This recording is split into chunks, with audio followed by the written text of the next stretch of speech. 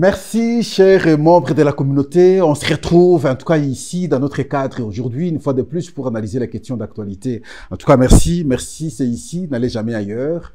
On est ensemble. Encore aujourd'hui, il y a un musicien qui a chanté un moment.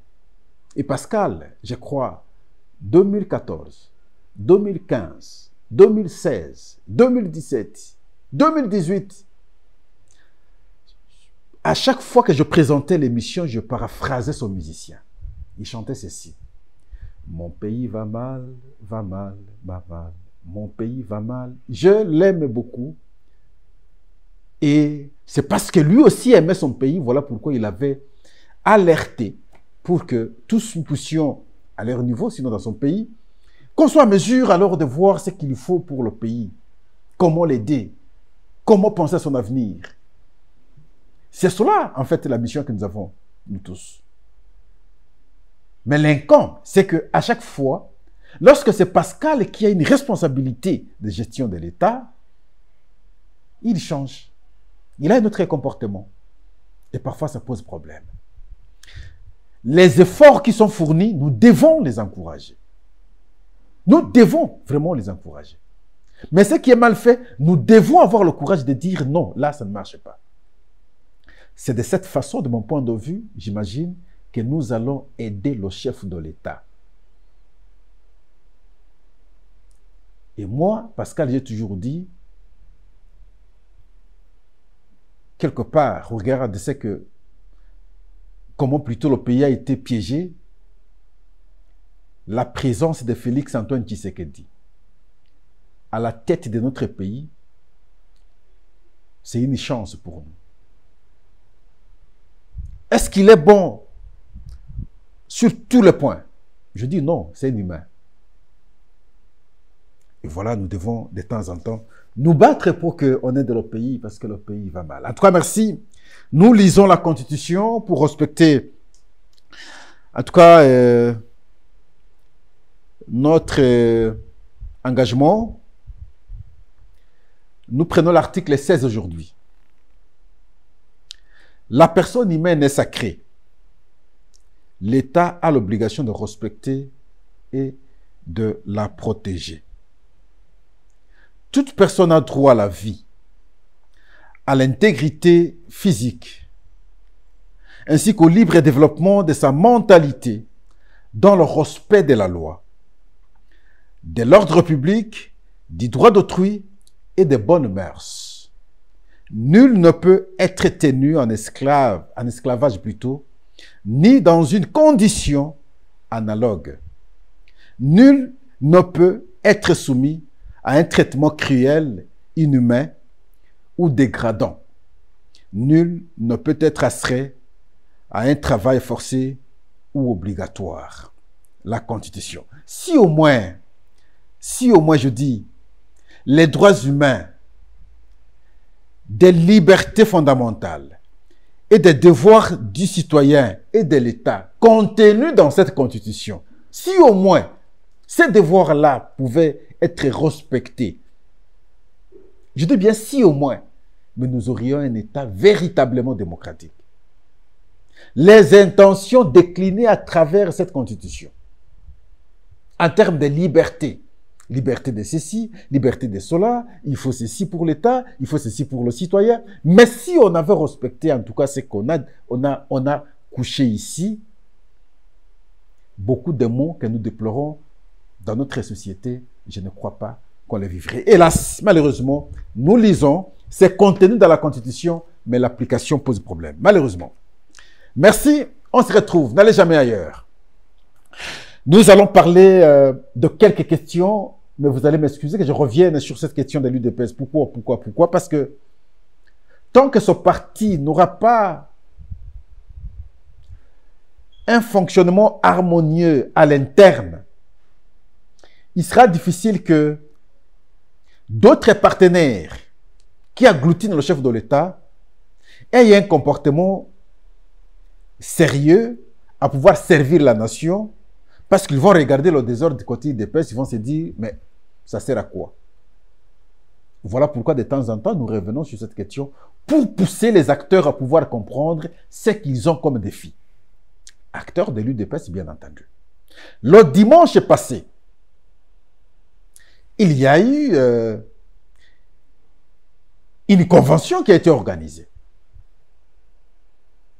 qui a pondu des résolutions avec une décision phare. Le choix d'un secrétaire général de l'UDPS, à la personne de Deo Bizibou, que je salue, c'est un ami à moi. Je vous salue, chers frères.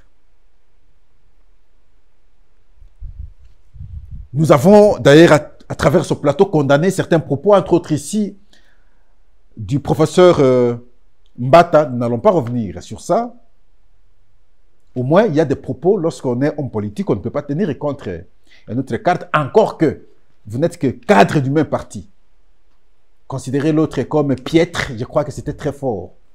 On pouvait tout accepter sauf ça. Ça, nous avions analysé la fois passée. Alors maintenant, est-ce qu'il sera installé? Il viendra, il ne viendra pas, ainsi de suite? Non. Le jour suivant, le lundi, c'est une matinée politique qui sera organisée au siège de l'UDPS par le secrétaire général Augustin Kabouya.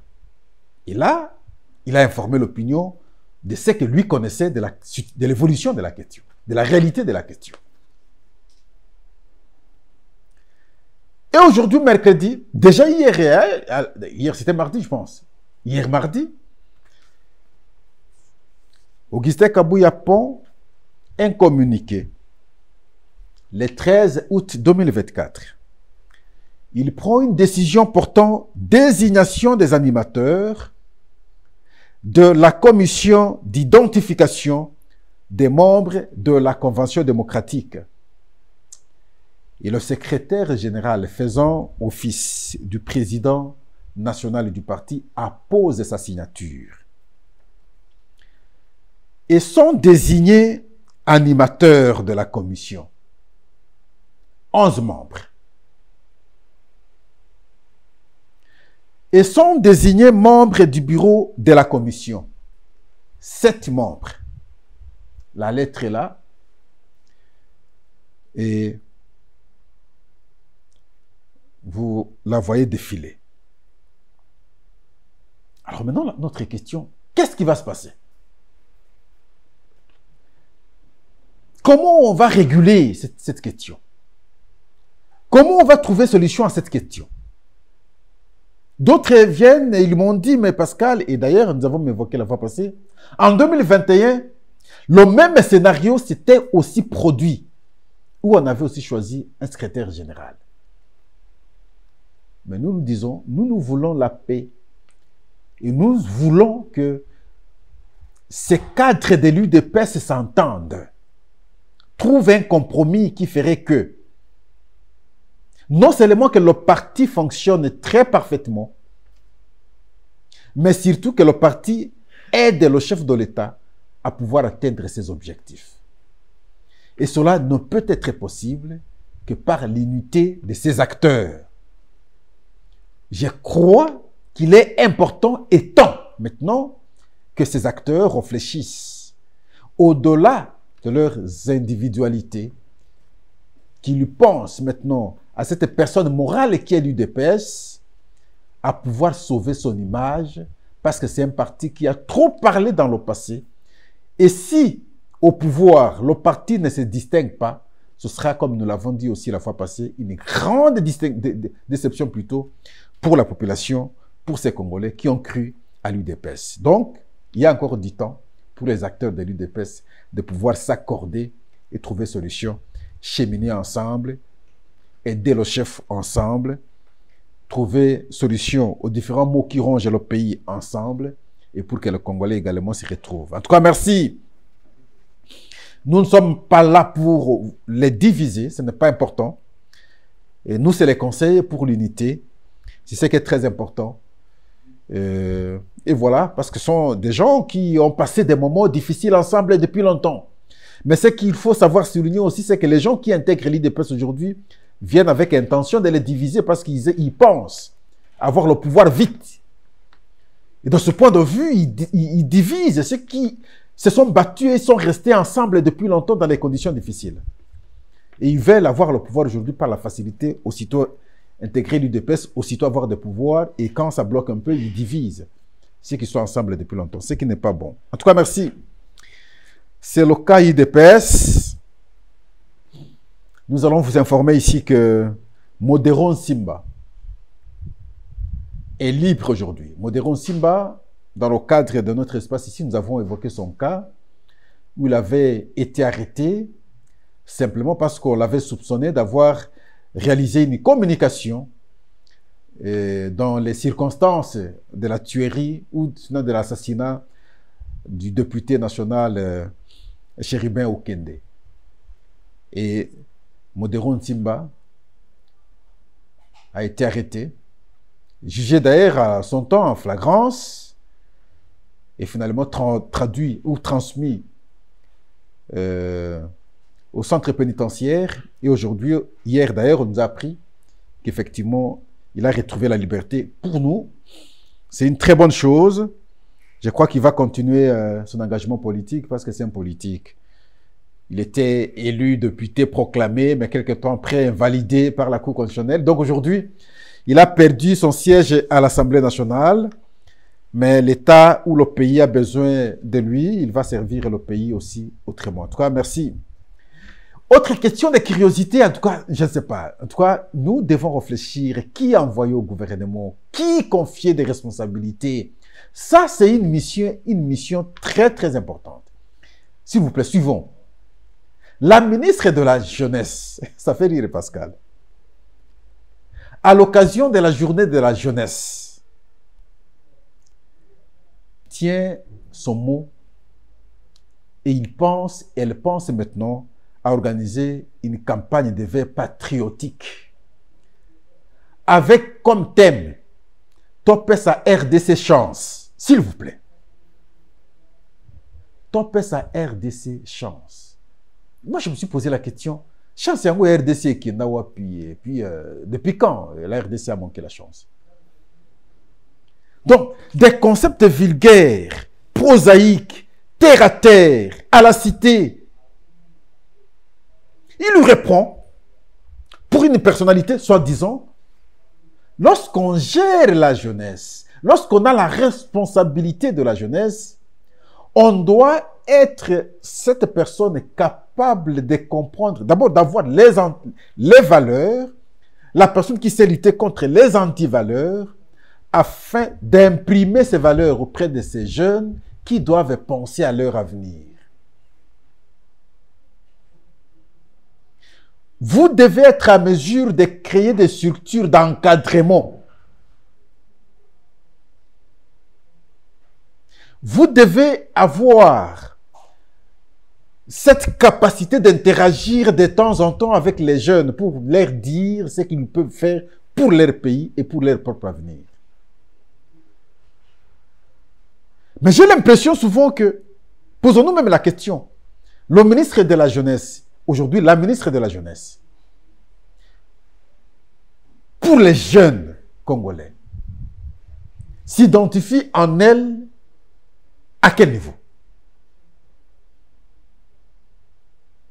Qu'est-ce qu'elle fait concrètement pour les jeunes Congolais? Qu'est-ce qu'elle imprime comme valeur pour que les jeunes disent, bon voilà, c'est un exemple. Nous devons écouter, nous devons suivre, parce que de cette voie, nous serons aider le pays et nous allons nous aider nous-mêmes. Mais alors, posons-nous la question, pourquoi alors on nomme de temps en temps ministre de la Jeunesse? Quel genre d'encadrement avec les jeunes vous aviez eu? Dans la capitale, dans les différentes provinces, dans les différents territoires? Donc, il y a des ministères que nous envoyons les gens par formalité, parce que depuis l'accession de notre pays à la souveraineté, ce ministère existe et nous devons continuer maintenant à envoyer les gens. Mais c'est pour quelle prévalue? Topé sa RDC chance. J'ai eu honte.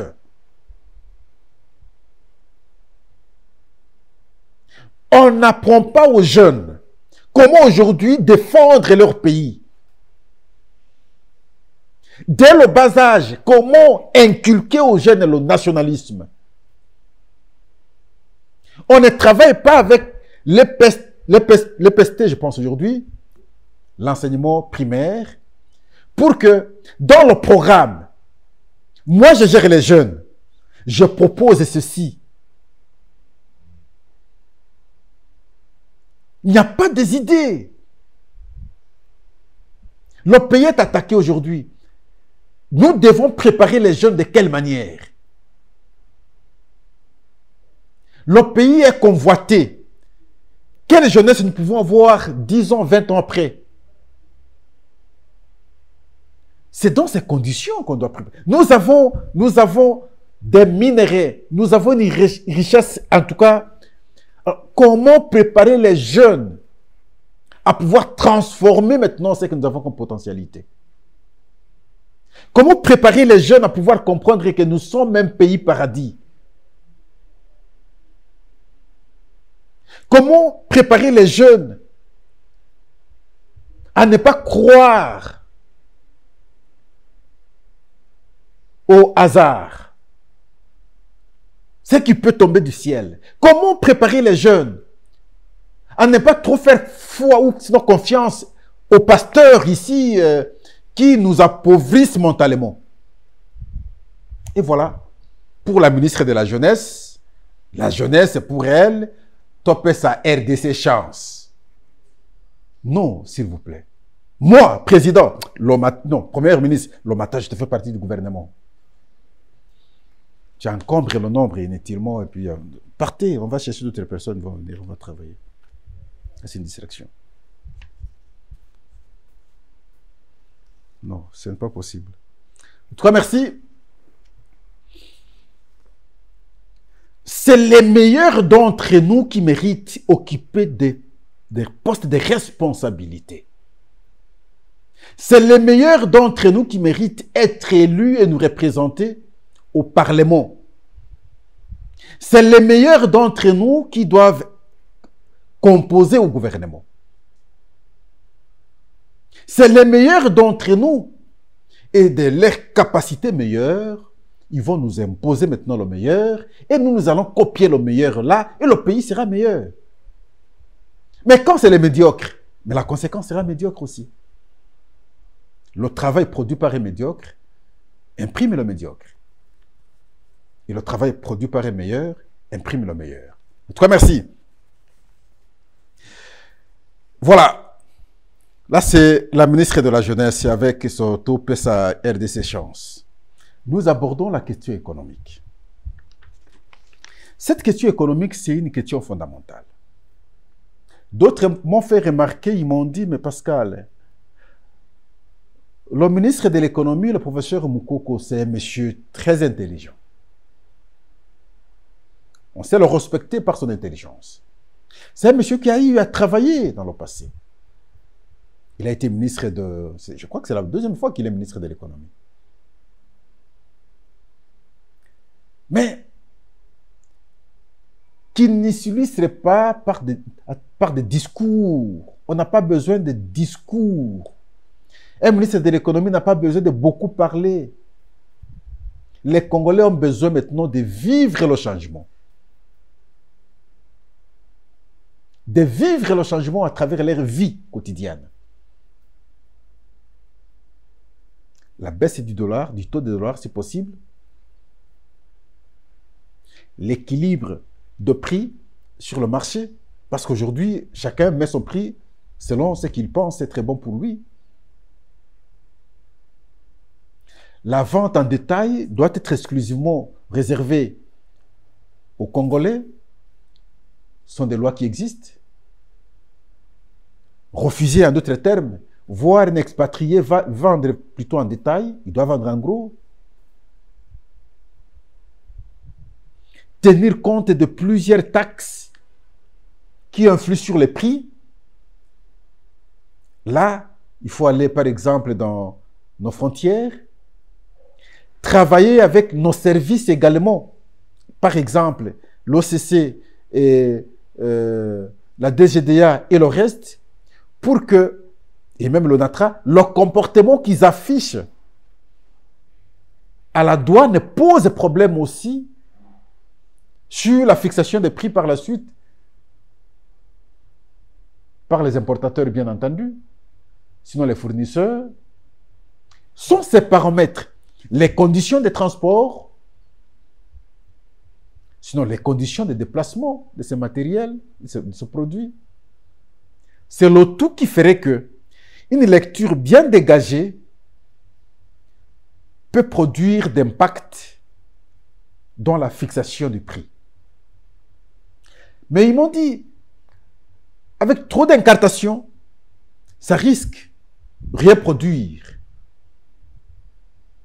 Parce que simplement, selon ces gens, ils constatent que le professeur parle beaucoup, le ministre de l'économie parle beaucoup. Bon, aujourd'hui, peut-être c'est une pratique qu'on commence à instaurer. Tout ministre veut beaucoup parler pour s'afficher, mais c'est la production que les gens ont besoin. Alors maintenant, il nous a dit qu'il y a 9 produits de première nécessité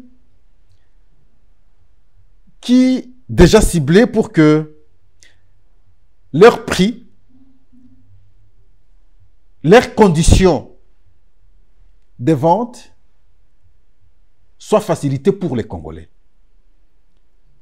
23 actes déjà pris.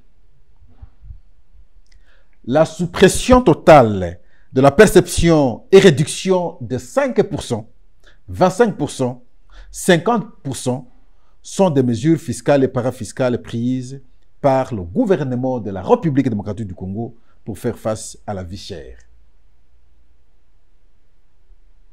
Ça, c'est une bonne chose. Mais là où j'ai plus aimé avec le ministre Moukoko, c'est la mesure lorsqu'il dit les militaires et policiers à la base des tracasseries sur les routes à intérêt national seront radiés de leur corps. Oui, parce que les tracasseries sont à la base. Non seulement qu'ils souffrent, ils font souffrir directement les paisibles Congolais qui se déplacent peut-être à l'intérieur pour aller chercher ces sous-sols-là de manière ramenée en ville, vendre à un prix convenable, mais parce qu'il y a des tracasseries, il y a des taxes infondées, et cela fait que, après avoir beaucoup perdu, quand quelqu'un vient avec son produit ici, il ne sait pas équilibrer le prix. Et la conséquence, c'est les autres Congolais qui le payent. À cause de ce monsieur qu'on a commis à la frontière, de ce policier qu'on a commis pour sécuriser les Congolais. Si cette mesure sera prise avec engagement, je crois que beaucoup de Congolais vont saluer. C'est le pire, monsieur le ministre. Lorsqu'un bateau quitte le port ici à Kinshasa, qu'il se dirige vers Kisangani en passant par Mbandaka, qu'il se dirige chez moi au Sankourou en passant par Diba, Louboué, Ilebo, ainsi de suite. Mais il paye le prix. Les taxes, c'est 100 000, c'est 200 000, c'est 1 million. Mais vous imaginez, si déjà le propriétaire du bateau doit beaucoup perdre l'argent, dépenser beaucoup d'argent comme ça, aller comme retour. Mais quand les produits arrivent, que ce soit pour la on appelle quoi, manutention, hein? La manutention, je pense. Bon, le fait de porter, je crois que c'est la manutention. Mais même le prix va subir le coût. La conséquence, c'est qu'un produit qu'on vendrait à 3 000 francs sera vendu cette fois-là à 10 000. Imaginez le gap. C'est le Congolais qui souffre. Si vous allez veiller sur ça, monsieur le ministre, vous allez trouver solution. Et ça, nous vous encourageons. Et que le message là ne s'arrête pas simplement ici. Échanger cette fois-là avec les responsables de la police, les responsables militaires, dans les parades qui les disent normalement. Pourquoi je le dis? Parce qu'à l'époque, nous avions ici un commissaire général dans la ville de Kinshasa qui envoyait maintenant ses policiers à partir d'ici pour ériger des barrières sur la route Bandundu. Je m'en souviens à l'époque, nous sommes avec le ministre, le vice-premier ministre et ministre Daniel Asselo. Il reçoit l'instruction du gouvernement central à travers le conseil des ministres de démonter toutes les barrières à travers le pays. Et nous avons fait la route de Kinshasa jusqu'à Chikapa. Quand nous allons, nous démontons, et après nous, ils reviennent. Et nous avons fait une stratégie pour arrêter certains policiers. Lorsqu'ils sont arrêtés, ils ont dévoilé que voilà, c'est leur inspecteur à partir de Kinshasa qui les envoie. Ces cas comme ça sont légion. Et donc, ne voyez pas forcément le policier comme individu, mais cherchez à remonter la pente jusqu'à comprendre comment est monté le système. C'est de cette façon que vous allez décourager maintenant ces aventuriers. Lorsqu'on les met à la frontière, à la place de contrôler les éléments dangereux qui entrent, les produits dangereux qu'on fait entrer au pays, sinon vers la capitale, non. Pour eux, c'est question de percevoir l'argent. Et l'argent qu'on perçoit là, ce n'est pas l'État qui bénéficie, c'est les individus qui en bénéficient. Dans ces conditions, c'est difficile. Mais j'ai aimé la réaction de Godem Poyi, le député national de Godem Poyi, l'ancien président de l'Assemblée provinciale, le pasteur danseur Godem Poyi. Mais apparemment, comme si, depuis qu'il a quitté l'Assemblée provinciale, il ne fait plus ce qu'il faisait. Le trop qu'il faisait là, je pense, peut-être parce qu'il y avait l'influence de l'Assemblée nationale qui faisait ça. Aujourd'hui, Godem Poyi ne fait plus ça, Godem. Qu'est-ce qui se passe? À l'Assemblée nationale, bon, peut-être que c'est l'argent qui parlait, et puis il y avait la facilité, et puis un peu du pouvoir, vous avez des policiers, ça faisait un peu... Mais aujourd'hui, depuis que vous êtes député, je ne vous sens plus, je ne vois plus vos tenues. Même Beledou ne vous publie plus, parce que Beledou était chaque dimanche, il alerte. Et voilà, quand vous vous apparaissez avec votre tenue à multiples couleurs là, et nous nous disions, mais finalement, c'est quoi? Alors, mais sur le plan de l'intelligence, quand il vous fait son analyse, généralement, vous sentez l'intelligence. Et c'est Godem Poyi. Par rapport à cette question de l'économie, Godem Poyi, c'est un économiste, professeur aussi. Il dit ceci, attention au déficit budgétaire. Dans un passé récent, et même bien avant, les mêmes mesures ont été prises et non guère améliorer le pouvoir d'achat des Congolais. La perte de recettes douanières qui va en découler risque de nous replonger dans l'impasse budgétaire. Le bras de fer avec la FEC risque de perturber le renouvellement des stocks à la veille des grandes festivités. Respectons la chaîne de la dépense. Luttons véritablement contre le vol et le non-rapatriement des devises par les mines et les Congolais seront heureux. Là, c'est Godem Poyi. Mais effectivement, le combat contre les détourneurs et les voleurs, particulièrement ici, doit être normalement engagé pour qu'on canalise les recettes, ce qui reviendrait pour tout le monde, soit, en tout cas, ou prennent une direction qui ferait que chaque Congolais puisse s'y retrouver. C'est une bonne chose. Donc, de mon point de vue, je pense que toutes les idées sont bonnes. Question de savoir les capitaliser et les orienter dans le sens, après avoir compris les contours, faire que, une fois qu'on aura atteint un certain niveau, qu'on ne puisse plus reculer. L'autre élément, c'est, nous, au Congo, je parlais de temps en temps, j'évoquais le ministère de l'Agriculture, petites et moyennes entreprises, ainsi de suite. Nous n'avons plus de commerçants. Jusqu'ici, nous n'avons pas de commerçants. À défaut d'avoir des commerçants, nous devons produire. Nous devons nous poser la question, qu'est-ce que nous produisons? Jusqu'ici, nous ne produisons pas. Nous exportons quoi? J'ai suivi le ministre de l'Industrie dire, maintenant nous commençons à exporter.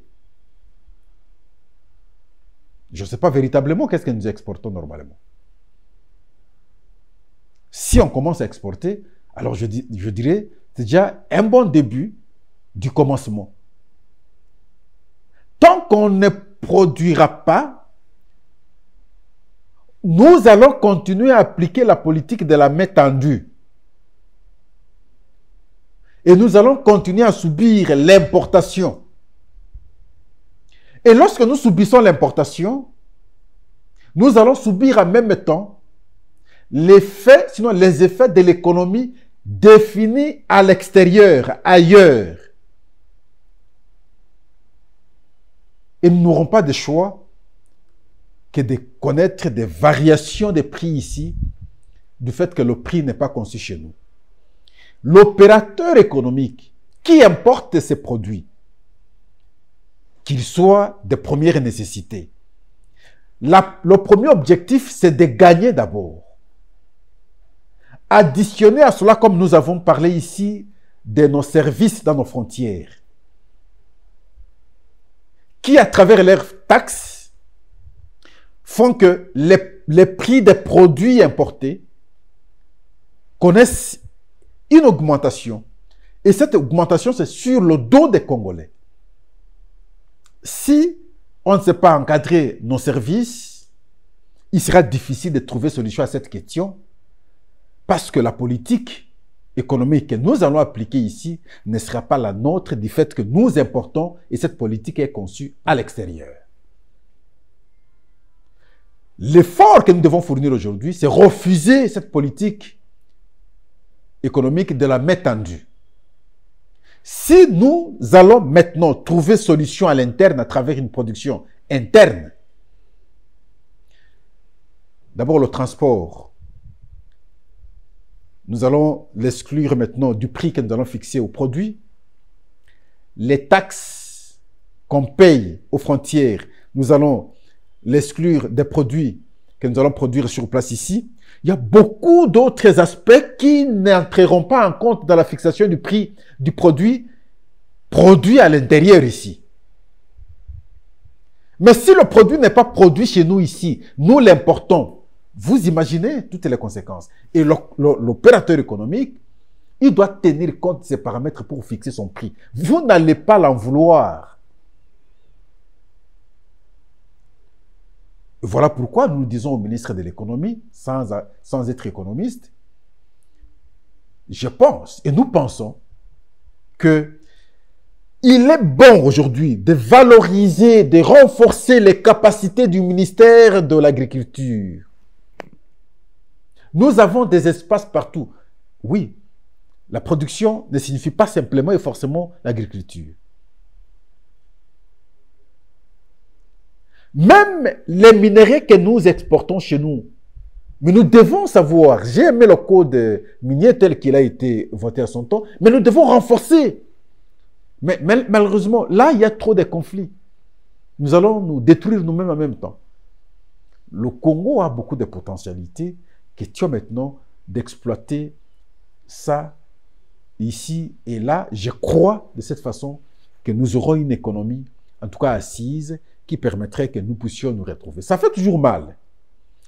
Quand vous quittez le pays, vous allez ailleurs, vous regardez les facilités que les autres ont sur le manger. Vous allez vous dire, mais c'est quoi ça? Sur le déplacement, sur le logement.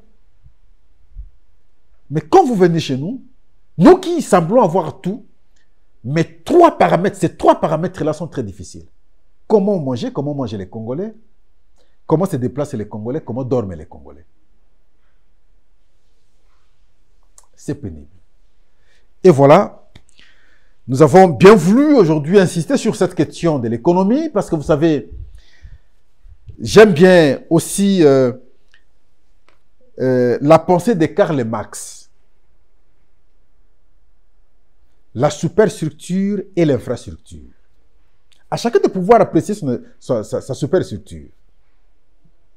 Est-ce que c'est la politique qui est superstructure? Ça peut être possible. Parce que de la politique, on conçoit tout. Mais moi, je pense que ma superstructure, c'est l'économie. Quand vous avez une bonne économie, vous allez concevoir une bonne politique. Et tout le reste en même temps. Donc, c'est à apprécier, à chacun maintenant de choisir son angle. Est-ce que c'est la politique qui est superstructure? Est-ce que c'est l'économie qui est superstructure? À chacun de pouvoir apprécier. Mais moi, Dans sa théorie, il pense qu'il faut d'abord la superstructure. De la superstructure, on aura des infrastructures. Les infrastructures, c'est les réalisations autres que nous pouvons le faire. Mais on ne peut le faire que lorsqu'il y a un sommet qui sait concevoir, qui sait faciliter. Et cela, ça c'est Karl Marx. Alors moi j'aime ça. Et je crois que nous allons terminer alors l'émission par là, tout en vous remerciant. En tout cas, merci. Nous avons insisté sur le cahier d'épaisse. Nous avons insisté sur la question économique. Les deux aspects qui nous ont intéressés ce jour. Nous sommes à la fin, alors nous vous disons simplement merci. Chers membres de la communauté, là où nous pouvons compléter les idées, n'hésitez pas de nous ajouter certaines idées de la même manière que vous le faites toujours. Continuez parce que c'est de cette façon, comme nous avons dit au début, que nous allons contribuer, en tout cas à l'émergence de notre pays. Nous voulons qu'il soit bien, que les conditions soient bonnes, que nous puissions vivre ici très paisiblement qu'ailleurs. Merci. Vous aussi n'allez jamais ailleurs. Restez ici. Notre cadre interactif, cadre d'échange. Et voilà. Merci. À la prochaine.